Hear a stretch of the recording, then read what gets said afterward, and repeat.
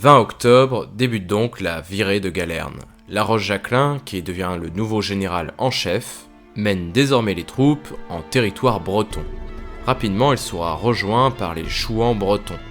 Les Chouans sont à l'époque menés par des chefs comme Jean Chouan, de son vrai nom Jean Cottereau, par Aimé Piquet du Boisguy ou encore par Jean-Louis Trotton, dit Jambe d'Argent. Le général républicain Westermann, quant à lui, entrera dans Saint-Florent-le-Vieil, mais la ville est déserte. Il sera d'ailleurs surpris que l'armée vendéenne ait pu traverser la Loire aussi rapidement.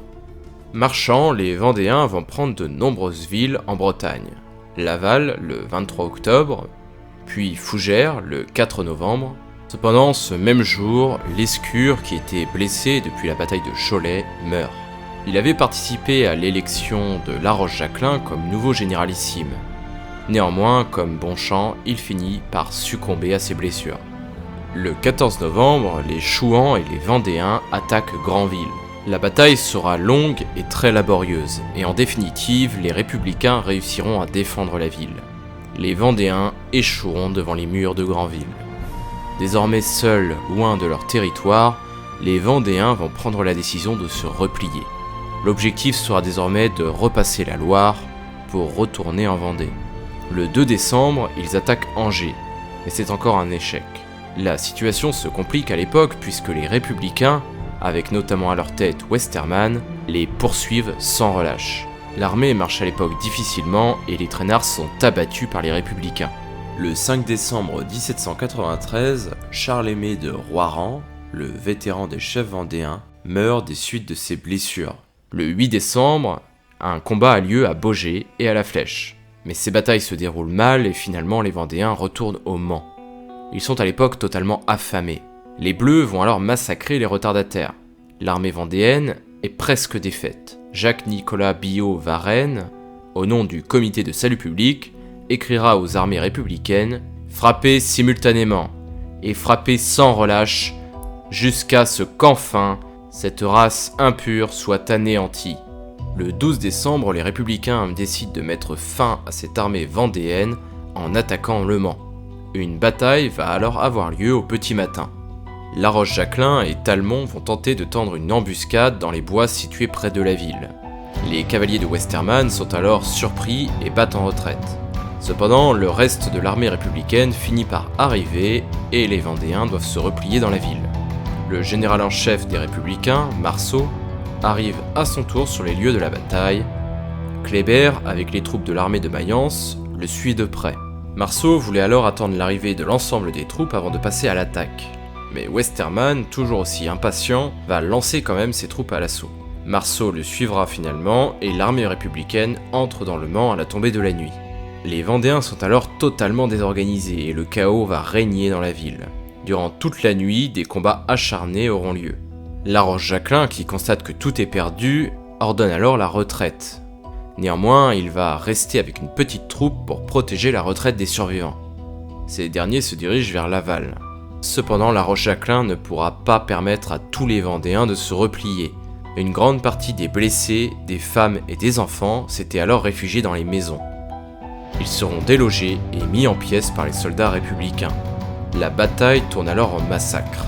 Les soldats républicains, dont ceux de Westermann, vont alors sabrer et tuer tous ceux qu'ils rencontrent dans la ville, sans faire de distinction entre les non-combattants et les combattants. Marceau et Kléber vont tenter de s'opposer au massacre, mais malheureusement ils ne pourront pas arrêter la furie de leurs hommes. Kléber rapportera dans ses mémoires « On ne saurait se figurer l'horrible carnage qui se fit ce jour. Là, sans parler du nombre de prisonniers de tout sexe, de tout âge et de tout état qui tombèrent en notre pouvoir. Certains Vendéens vont néanmoins réussir à sortir de la ville.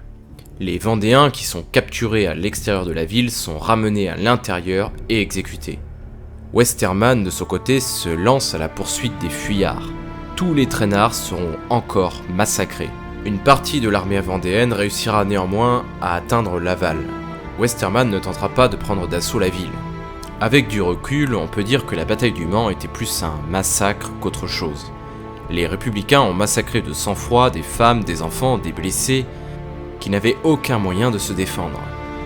Entre 2009 et 2010, 9 charniers contenant des corps victimes de ce massacre ont été découverts au Mans.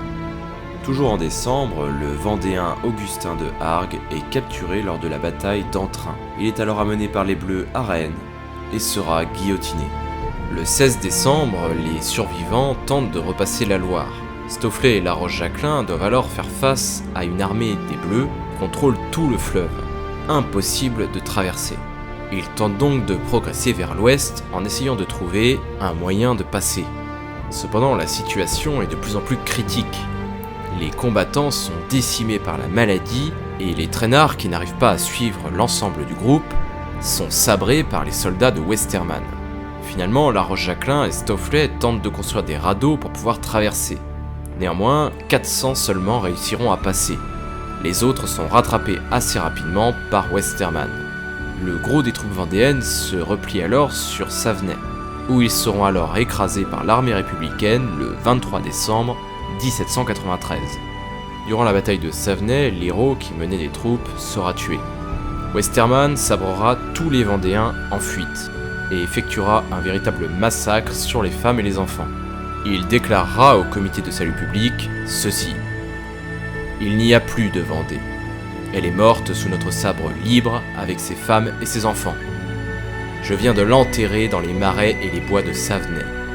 J'ai écrasé les enfants sous le pied de nos chevaux, massacré les femmes qui, au moins pour celles-là, n'enfanteront plus de brigands.